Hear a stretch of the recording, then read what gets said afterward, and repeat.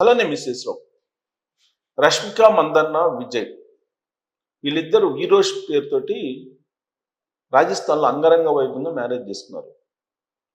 వాళ్ళు శుద్ధంగా కాపురం చేసుకుంటున్నారు. ముంబైలో సినిమాల్లో కూడా బిజీగా ఉంది రష్మిక మందన్న. అయితే ముంబైలో చేసినటువంటి ఒకే ఒక వ్యాఖ్య ఇప్పుడు వాళ్ళ కాపురంలో చిచ్చు పెట్టేలాగా సోషల్ మీడియాలో రకరకాలుగా కథనాలు రాస్తూ ఉన్నారు. ముంబై కల్చర్ అలవాటు పడిపోయింది రష్మికకి, సౌత్ కల్చర్ బోరు కొట్టింది అనే యాంగిల్లో రాస్తూ ముంబై రొమాన్స్ ఇష్టమంట అనేటువంటి యాంగిల్లో ప్రొజెక్ట్ చేస్తూ ముంబై హీరోస్ వైపు ఆ మనసు మళ్ళింది అనే యాంగిల్లో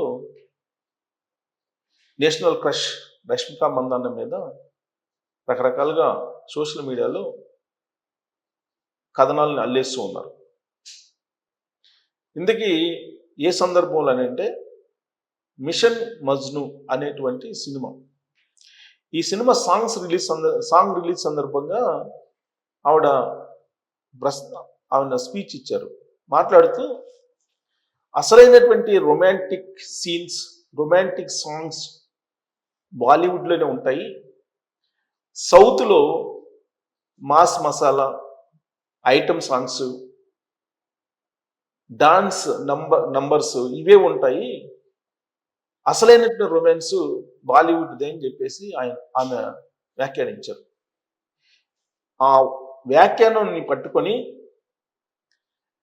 మిషన్ మజ్ను సినిమాలో బిజీగా ఉన్నటువంటి ఆమె ఇప్పుడు విజయ్ దేవరకొండ పట్ల మోజు తగ్గింది అనేటువంటి యాంగిల్లో ప్రొజెక్ట్ చేస్తూ ఉన్నారు.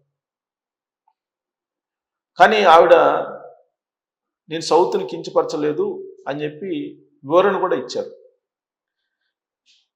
అసలైనటువంటి మెలోడీ సాంగ్స్ కీరవాణి కానీ లేదంటే మనకి సౌత్లో తమిళనాడులో ఉన్నటువంటి డైరెక్టర్స్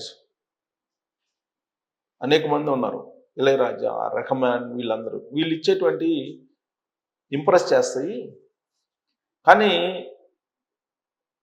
బాలీవుడ్ని ఇంప్రెస్ చేయడం కోసమే రష్మిక ఆ విధమైనటువంటి కామెంట్ చేసి ఉండొచ్చు అని చెప్పి కొంతమంది అంటుంటే, మరి కొంతమంది బాలీవుడ్ కల్చర్కి అలవాటు పడిపోయింది ఈవిడ, సో మన కల్చరు పోయింది అనేటువంటి రూమర్స్ని క్రియేట్ చేశారు.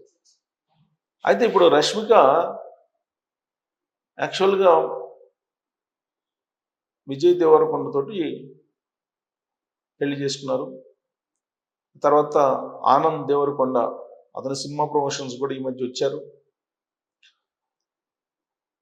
వాళ్ళ అత్తమామలు కూడా తెలుగింటి అమ్మాయిలాగా ఉండమని చెప్తారు. ఏ కెరీర్లో ఎలా ఉన్నా, ఎక్కడ ఎలా ఉన్నా కెరీర్ పరంగా, బట్ ఇంటి పట్టు ఉన్నప్పుడు మాత్రం తెలంగాణ కోడలుగానే ఉండేలాగా కోరుకుంటారు. రష్మిక కూడా అలానే ఉంటుంది. ప్రస్తుతానికైతే వాళ్ళిద్దరి మధ్య ఎలాంటి గ్యాప్ లేదు. కానీ కొంతమంది ఆస్ట్రాలజిస్టులు వీళ్ళు విడిపోతారు ఇలాంటివి కూడా చెప్తున్నారు. వాళ్ళు చెప్తున్న దానికి ఇప్పుడు ముంబైలో ఆవిడ చేసినటువంటి వ్యాఖ్యలు ఆజ్యం పోస్తూ ఉన్నాయి. మరి రాబోయే రోజుల్లో ఎటువైపు దారితీసే అవకాశం ఉంది అనే దాని మీద మీరు కామెంట్ చేయొచ్చు. Thank you.